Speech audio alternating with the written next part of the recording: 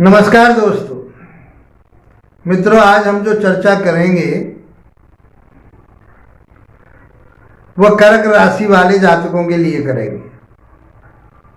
फरवरी 2025 का महीना ये मासिक राशि पर आपके लिए कैसा होने वाला है, ये ग्रह गोचर आपके लिए क्या देने आएगा, आपकी हेल्थ कैसी रहेगी, आपका शिक्षा ज्ञान विवेक कैसा रहेगा, लव रिलेशन आपके कैसे रहेंगे, दाम्पत्य जीवन आपका कैसा रहेगा, व्यापार कितना चलेगा, भाग्य कितना साथ देगा, कैरियर में क्या बदलाव होगा, ये बहुत आसान तरीके से मित्रों आज समझेंगे। ये ग्रह आपके लिए बहुत कुछ देते हैं।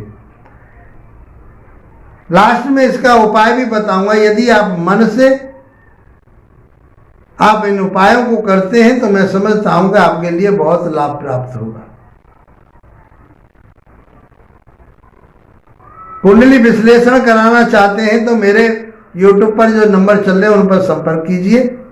वीडियो अच्छी लगे तो इसको लाइक शेयर सब्सक्राइब अवश्य कीजिए ताकि आपको और आपके मित्रों को इसका लाभ प्राप्त हो सके। कर्क राशि की बात करते हैं तो कर्क राशि के स्वामी जो बनते हैं वो चंद्रदेव बनते हैं। राशि के मुताबिक आपके जो ग्रह गोचर है, कहाँ कहाँ कौन कौन सा ग्रह बैठा हुआ है, क्या फल देगा, इसके बारे में चर्चा करेंगे। तो तीसरे भाव में आपके केतु बैठे हुए हैं, सप्तम भाव में सूर्य और बुध बैठे हुए हैं, अष्टम भाव में शनि अपनी मूल त्रिकोण राशि में बैठे हुए हैं, भाग्य भाव में राहु और शुक्र बैठे हुए हैं। आपके 11वें भाव में बढ़ोतरी के भाव में गुरु रेट्रोगेट होकर के बैठे हैं और 12वें भाव में इस समय जो चल रहे हैं वो मंगल देव रेट्रोगेट होकर के चल रहे हैं। रेट्रोगेट ग्रह को समझना बहुत जरूरी होता है, ये उलट पुलट कर देता है। राशि के मुताबिक मंगल देव आपके योग कारक है, लेकिन बैठे कहाँ हैं? 12वें घर में बैठे हैं और फिर वो रेट्रोगेट होकर के बैठ गए। तो अच्छा परिणाम देंगे, बुरा परिणाम नहीं देंगे। 12वां भाव होता है विदेश का, कोर्ट कचहरी थाना दरबार का, हॉस्पिटल का, वहां से आपको बचाएंगे। किसी के साथ में कोई मनमुटाव नहीं रखना,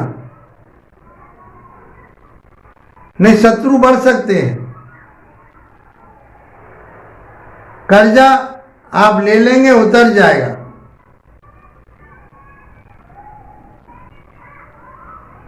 रोग यदि है हॉस्पिटल जाने की संभावना बन रही थी वो समाप्त हो जाएगा। तो स्वास्थ्य के हिसाब से तो आपका ये मंगल देव बहुत अच्छे रहेंगे। तो स्वास्थ्य आपका अच्छा है। अब बात करते हैं हम आपके शिक्षा की, ज्ञान की, विवेक की, लव रिलेशन की। वहां के स्वामी मंगलदेव हैं और मंगलदेव कहां पहुंचे हैं? 12वें भाव में बैठे। तो मैंने बताया ना, थोड़ा सा आपको अपने गुस्से पर काबू रखना पड़ेगा।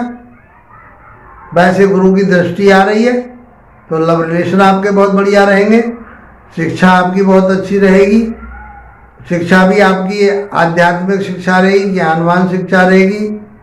आप वेद वेदांतों को पढ़ेंगे, उसमें आपका रुझान रहेगा, आपको उससे लाभ भी प्राप्त होगा। गुरुदेव आपके लिए कृपा करेंगे। अब बात करते हैं हम आपके वैवाहिक जीवन की। वैवाहिक जीवन में आपके सूर्यदेव बैठे हुए हैं और बुध बैठे हुए हैं। सूर्यदेव दूसरे भाव के स्वामी हैं, बुधदेव तीसरे के और 12वें भाव के स्वामी होकर के वो दाम्पत्य जीवन पर बैठे हुए हैं। तो खर्चा कराएंगे। खर्चा किस पर कराएंगे? छोटे भाई बहनों पर होगा, आपके व्यापार पर होगा, आपके शौक मौज के ऊपर होगा, आपकी यात्राओं पर होगा। आपको धन भी प्राप्त होगा। धन के स्वामी परिवार के माध्यम से आपको धन मिलेगा। और यहाँ के जो स्वामी हैं वो शनिदेव हैं। शनिदेव कहाँ बैठे हुए हैं? 8वें भाव में बैठे हुए हैं। तो वैवाहिक जीवन के हिसाब से सप्तम भाव का स्वामी जब अष्टम भाव में चला जाता है, बेशक वो अपने घर में गए हैं, लेकिन कारकत्व को कहाँ ले जाओगे आप? तो कहीं न कहीं हेल्थ इश्यूज बन जाते हैं।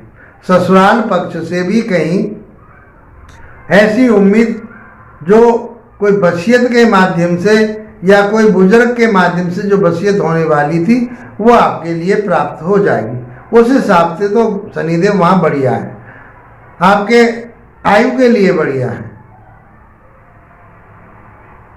लेकिन दाम्पत्य जीवन के स्वास्थ्य के लिए थोड़ा सा आपको ध्यान रखना पड़ेगा और आपस में तालमेल की भी जरूरत रखनी पड़ेगी, क्योंकि 11 फरवरी के बाद बुधदेव भी वहीं पहुंच जाएंगे अष्टम भाव में और 13 फरवरी के बाद सूर्यदेव भी अष्टम भाव में चले जाएंगे। इस प्रकार से ये महीना कहीं न कहीं आपको उथल पुथल वाला रहेगा। आपके व्यापार बिजनेस में दिक्कत रहेगी, वैवाहिक जीवन में दिक्कत रहने वाली होगी और आप यात्राएं करेंगे उसमें भी आपके लिए कहीं न कहीं रुकावटों का सामना करना पड़ेगा। भाग्य की बात करते हैं तो वहाँ पर शुक्रदेव राहु के साथ बैठे हुए हैं। तो शुक्रदेव अपनी उच्च राशि में है। शुक्रदेव कहाँ के स्वामी हैं? आपके 11वें भाव के स्वामी हैं, लाभ के भाव के स्वामी हैं और आपके 4थे भाव के स्वामी हैं। तो इस प्रकार से भाग्य तो आपका साथ देगा। उस भाग्य में जो भटकाव देंगे वो राहु देव देंगे, जबकि राहु का कारकत्व ये होता है जिसके साथ बैठते हैं उसका सही कारकत्व ले लेते हैं। तो आपके लिए चाहे किसी भी तरह से आपको धर्म से जोड़ेंगे, आध्यात्मिक से जोड़ेंगे और आपको ऐसे चीज़ों से जोड़ेंगे जो आपके लिए बेनिफिट वाला होगा, आपके उन्नति तरक्की वाला होगा। तो भाग्य आपका साथ देगा, उन्नति तरक्की होगी। छल कपट से आपको बच करके रहना पड़ेगा। बात करते हैं आपके कैरियर भाव की। कैरियर भाव के स्वामी बनते हैं मंगलदेव। मंगलदेव की स्थिति बढ़िया नहीं है। रेट्रोगेट होकर के पंचम भाव के स्वामी, दसम भाव के स्वामी होकर के 12वें भाव में बैठे हैं। तो आपके काम को आपके बुद्धि विवेक ज्ञान के माध्यम से आगे बढ़ाने की कोशिश करेंगे और ये विदेश से जुड़वाएंगे।